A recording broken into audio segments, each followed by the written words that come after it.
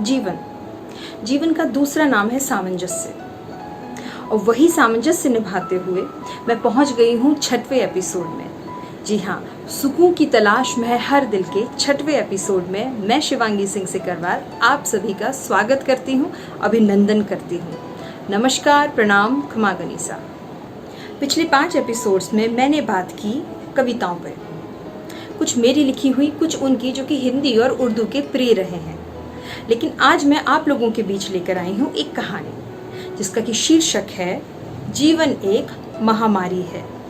अब वो कैसे है, क्यों है, ये मैं आगे साबित करूँगी अपनी कहानी के साथ। ये कहानी है सिद्धार्थ की। सिद्धार्थ जो कि एक इंजीनियर हैं और नौकरी कर रहे हैं, लेकिन उन्हें कहानी सुनना, उसे बुनना और उसे सुनाना तीनों ही बहुत पसंद है। इस वजह से कहीं ना कहीं वो अपनी नौकरी में बहुत फ्रस्ट्रेट है। एक दिन कड़ा दिल करके अपने माँ बाप को और सबको समझा के उन्होंने डिसाइड किया कि वो नौकरी छोड़ देंगे और उन्होंने नौकरी छोड़ दी। नौकरी छोड़ के वो चले गए हिमाचल में।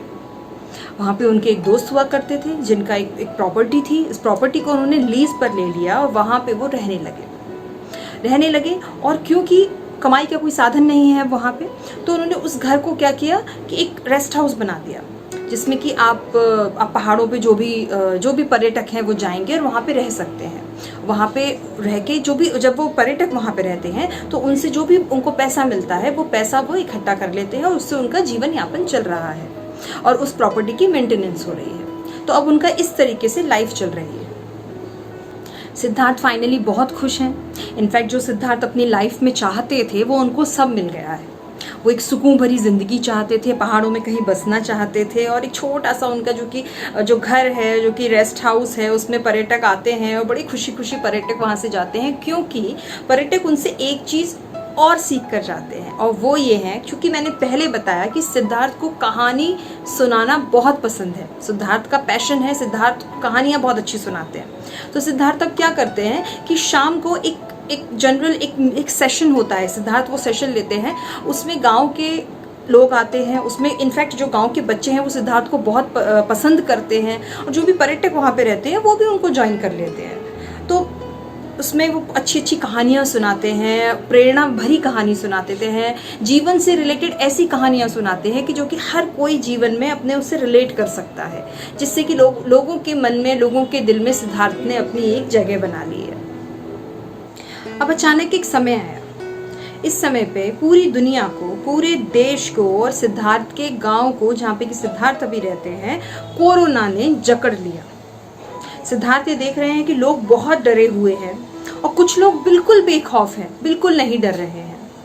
तो सिद्धार्थ को लगा कि सिद्धार्थ को इस पे एक कहानी लिखनी चाहिए और इस कहानी को लोगों तक पहुंचाना चाहिए। सिद्धार्थ ने कहानी लिखी। सिद्धार्थ ने वो कहानी जब लोगों तक पहुंचाई है, उस कहानी से भी ये साबित होगा कि जीवन एक महामारी है।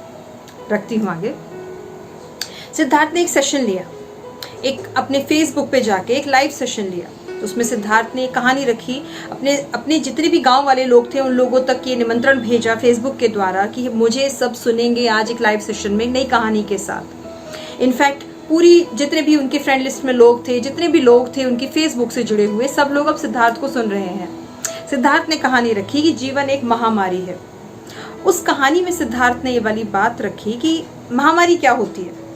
महामारी होती है कि जिसका कोई इलाज ना हो, जैसे कि कोरोना है, इसका कोई इलाज नहीं है। उससे बच भी सकते हैं पर इसका कोई इलाज नहीं है, पर्टिकुलर एक मेडिसिन नहीं है जो कि कोरोना को खत्म कर सके। उसी तरीके से जीवन जो है उसकी पर्टिकुलर कोई मेडिसिन नहीं है। जीवन का अंत क्या है? मृत्यु।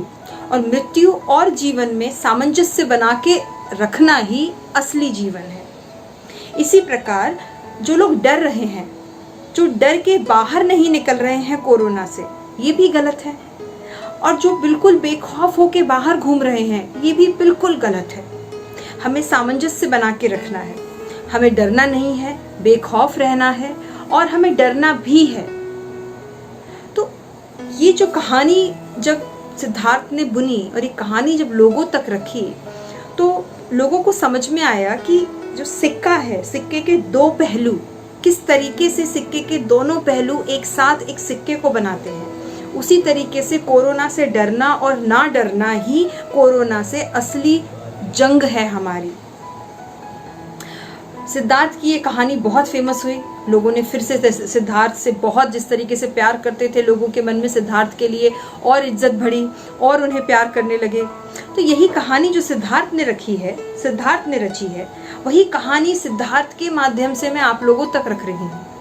वही कहानी मैं आप लोगों तक पहुँचाने की कोशिश कर रही हूँ कि डरना भी है और नहीं भी डरना है, क्योंकि सामंजस्य जो है उसे बना के चलना है।